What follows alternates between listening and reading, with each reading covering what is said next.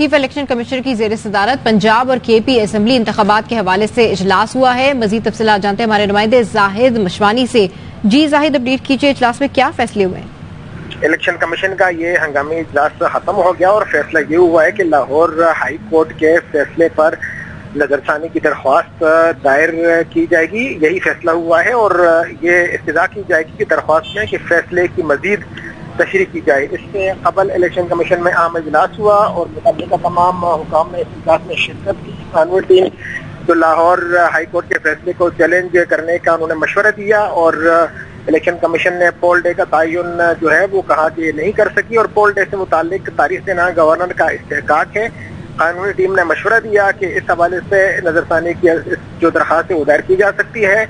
Election commission का काम साफ, शफाफ और गैर जानबदार इंतखाबात कराने हैं। सेक्रेटरी इलेक्शन कमीशन को गवर्नर पंजाब से मुलाकात से आगाह किया गया और जब मीटिंग का अख्ताम हुआ तो ये बात सामने आई है कि इस पर नजरसानी की दरखास्त दायर की जाएगी। ताहम इलेक्शन कमीशन की तरफ से वाज़ेह तौर पर ऐलान होना अभी बाकी है। ठीक है, बिल्कुल इस हवाले से हम आपको अपडेट कर रहे हैं कि चीफ इलेक्शन कमिश्नर की ज़ेर सदारत पंजाब और केपी असेंबली इंतखाबात के हवाले से इजलास। सराय का कहना है इलेक्शन कमीशन ने मुशावरत के बाद आला अदलिया से रुजू करने पर इत्तफाक किया। कानूनी टीम का कहना है इलेक्शन कमीशन पंजाब में इंतखाबात का तयन नहीं कर सकती। तारीख देना गवर्नर्स का इस्तेहकाक है। इलेक्शन कमीशन का काम आम इंतखाबात का शफाफ इनेकाद कराना है। इसी हवाले से बात करने के लिए हमें ज्वाइन किया है ब्यूरो चीफ इस्लामाबाद खावर गुम्मन साहब ने। खावर गुम्मन साहब, जिस तरीके से अब हम ये खबर सामने आई है तो वहाँ हम देखते हैं कि चले हुकूमत के तो अपने रिजर्वेशन होते हैं लेकिन इलेक्शन कमीशन का काम तो वक्त पर इनेकाद करवाना है, तो ये क्यों इस तरीके से रिव्यू में जा रहे हैं? ये बहुत ही हैरानकुन अमल हमारी नजर से गुजर रहा है कि जब आइन बहुत वाज़ेह है और लाहौर हाईकोर्ट की तरफ से एक फैसला भी आ गया और आपने देखा होगा आज सुप्रीम कोर्ट के अंदर केस तो वैसे कोई और था, उस सिलसिले में डीजी लॉ जो थे इलेक्शन कमीशन के मौजूद थे सुप्रीम कोर्ट के अंदर, तो उनसे इस तरफ जो सवाल पूछा गया जो है चीफ जस्टिस साहब की तरफ से कि जनाब आला आप क्यों ये मुशावरत कर रहे हैं अब गवर्नर से या बाकी इदारों से, आपका इख्तियार है, आप क्या कुल्ली तौर पर एक आजाद जो है अदारा नहीं है? तो उस पर उन्होंने कहा कि नहीं, इस लाहौर हाईकोर्ट ने कहा कि हम मशवरा करेंगे, मशवरा करके तो फिर डेट देंगे। तो फिर सुप्रीम कोर्ट के चीफ जस्टिस साहब की तरफ से कहा गया होगा ठीक है आप मशवरा कर लें। अब ये जो खबर आ रही है कि जो लाहौर हाई कोर्ट का जो फैसला है उसके ऊपर नजरसानी के लिए दरखास्त जो है दी जाएगी, उसके अंदर क्या आर्गूमेंट पेश किया जाएगा कि हम इलेक्शन क्यों नहीं करवा सकते, वो बड़ा दिलचस्प होगा जो कि वो क्या जो तोजी पेश की जाएगी, क्या वजूहात बयान की जाएंगी कि ये वजूहात हैं जिनकी वजह से हम इलेक्शन जो है जो आपका हुक्म है वो नहीं मान सकते। खावर गुम्मन साहब, रिव्यू में तो जा ही रहा है इलेक्शन कमीशन, लेकिन ये भी कहा जा रहा है कि जो फैसला है उसकी तशरीह के हवाले से मजीद इस्तदा की जाएगी। अब इस फैसले में मजीद तशरीह क्या हो सकती है? वही मैं अर्ज कर रहा हूँ कि जाहिर तो हमें कोई चीज इस हवाले से हमारी समझ से तो बालातर है कि वो कौन सी चीज है जो इस हुक्मनामे के अंदर तशरीह के काबिल है, वो इबहाम का शिकार है। जाहिर है आइन के अंदर आप 90 दिन के अंदर आप इलेक्शन करवाने हैं और आप अगर फैसला पढ़ें जो लाहौर हाईकोर्ट ने दिया है उसके अंदर तमाम आर्टिकल्स का हवाला दिया गया है, 105 का, 218 का, 219 का, 220 का, 224 का। इसके जिन तमाम आर्टिकल्स को अगर मिला के पढ़े तो बड़ा वाज़ेह लिखा हुआ है कि ये इवेंचुअली जो है बिलाखिर इलेक्शन कमीशन ऑफ पाकिस्तान की जिम्मेदारी है कि वो इलेक्शन करवाएं 90 दिन के अंदर अंदर।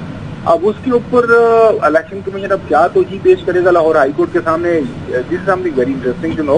अब इंतजार करते हैं कि वो पिटीशन के अंदर क्या जो है दलील देते हैं या क्या वहाँ पे आर्गूमेंट होता है, उसको देखना पड़ेगा। लेकिन ये बहुत ही हैरानकुन एक पिटीशन होगी जो लाहौर हाईकोर्ट के फैसले के की तशरीह के लिए या वो नजरसानी के लिए दी जाएगी।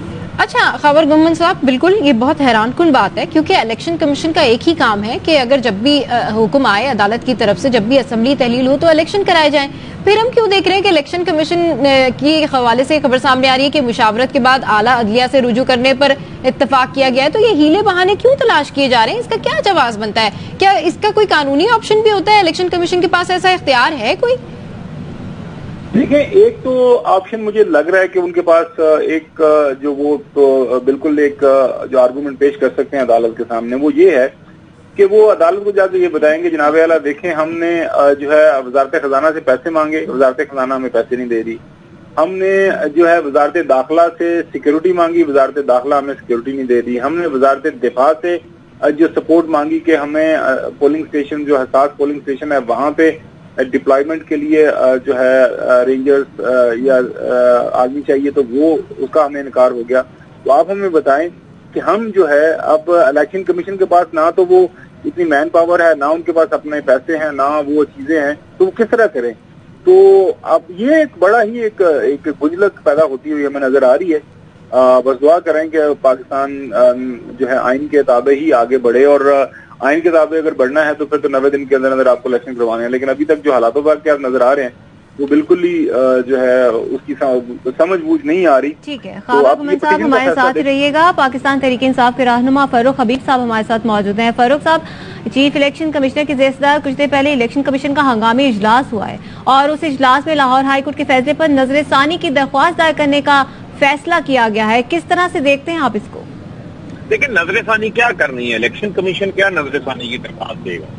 इलेक्शन कमीशन ने का तो काम इनके आर्टिकल 218(3) के तहत बड़ा वाज़ेह उनका काम है। इनका आर्टिकल 218 कि उन्होंने साफ और शफाफ इंतखाबात करवाने हैं, कानून के मुताबिक करवाने हैं।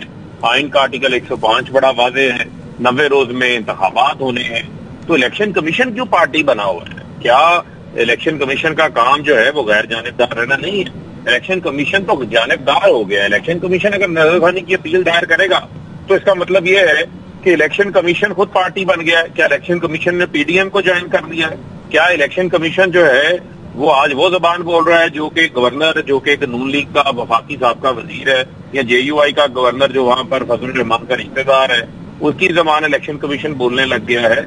इस मुल्क के अंदर जो है वो आइन की बालादस्ती के ऊपर किसी किस्म कोई भी कंप्रोमाइज नहीं किया जा सकता। लाहौर हाईकोर्ट का जो अदालती हुक्म है वो बहुत वाज़ेह है, कोई इसके अंदर इबहाम ही नहीं है। नजरसानी में अगर ये जाएंगे जस्ट जो है वो वेस्टेज ऑफ टाइम है, टाइम का ज़िया करना चाहते हैं। नजरसानी की अपीलों में भी जाके आगे ही आप देखें कि 14 फरवरी को पंजाब असम्बली तहलील हुई थी, आज 15 फरवरी हो चुकी है और असम्बली को तहलील हुए 1 महीने से ऊपर हो चुका हुआ है।